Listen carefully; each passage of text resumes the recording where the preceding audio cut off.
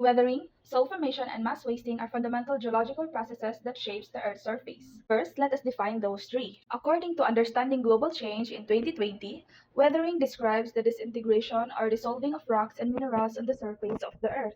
The European Environment Agency in 2004 stated that soil formation describes the combination of natural processes by which soils are formed. It is also known as pedogenesis. In 2020, Dustrop stated that mass wasting describes the failure and downslope movement of rock or unconsolidated materials in response to gravity. There are types of weathering. First is the mechanical weathering, second is the chemical weathering, and third is the biological weathering. Mechanical weathering. Mechanical weathering, sometimes referred as a physical weathering, process of breaking large rocks into pieces. Here is an example of the types of the mechanical weathering. First is the thermal expansion, rock expansion due to a temperature fluctuations, frost weathering, water freezes, expands, and fractures rocks, exfoliation, layers peel off rocks from pressure release, abrasion, rocks are worn down by friction contact, and lastly, the salt crystal growth, expand, breaking rock apart gradually. Chemical weathering. Chemical weathering alters rock structure gradually. It occurs through various chemical reactions. There are 5 types of it: dehydration, hydrolysis, oxidation, carbonation, and dissolution. Here is the example of the types of the chemical weathering. First is dehydration. Water absorption causes rock minerals to expand. Hydrolysis. Water reacts with minerals, altering rock composition. Oxidation. Oxygen reacts with minerals, forming weaker compounds. Fourth is the carbonation. Carbon dioxide dissolves in water, weakening the rocks. Dissolution. Minerals dissolve in water, breaking down rocks. Biological weathering. Weathering occurs through living organisms. It results from their various natural activities. There are 2 types of biological weathering. Physical means.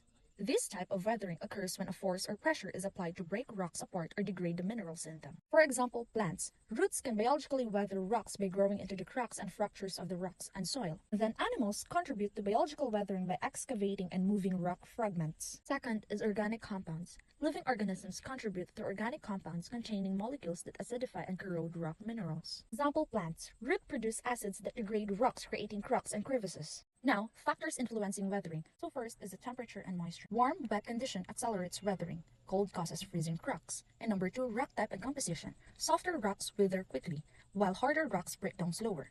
In time, longer exposure leads to more weathering even in strong rocks. And fourth is the human activities, which is pollution, digging, and building accelerate rock and soil weathering. Next to discuss is the soil components having mineral and organic content.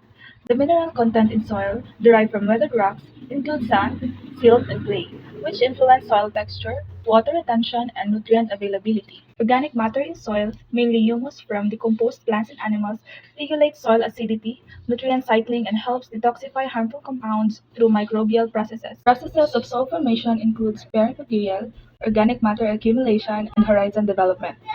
Parent material is derived from weathered rock or sediment that influences the soil's mineral content, texture, and fertility as it gradually transforms into soil through weathering.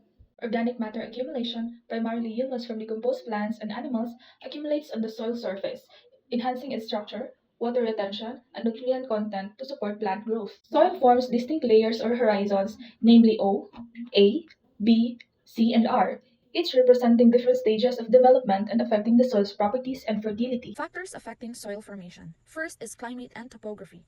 Temperature, moisture, elevation, and slope affect soil depth and compositions. Then, organisms, plants, and animals contribute to soil structure and fertility. Parent material, rock or sediment composition influences soil, texture, and fertility. Then, time. Soil develops over time through weathering and organic accumulation. There are 2 types of it, the slow processes and the rapid processes. In slow processes, there are creep and solidification. Creep is a slow downhill movement of soil and rock caused by gravity, while the solidification is a thawed soil flows over frozen ground in cold permafrost regions. In rapid processes, there are mud flows and debris flows. Mud flows, fast-moving water and sediment triggered by rain or volcanoes, while the debris flows, similar to mud flows but include rocks, trees, and soil. Triggers the mass wasting. First, let's consider the gravity, the water, the earthquakes, and the human activities. Gravity is a driving force of a mass wasting because it is pulling materials down slope, while the water adds weight and reduces the friction between particles. Human activities. Earthquake can shake loose unstable materials on slope, triggering landslide or rock falls. Destabilize slopes by removing vegetation and altering the landscape. Relationship and connection between weathering, soil formation, and mass wasting. Weathering produces mineral particles for soil formation, which influences slope stability. Soil properties affects vulnerability to erosion and mass wasting.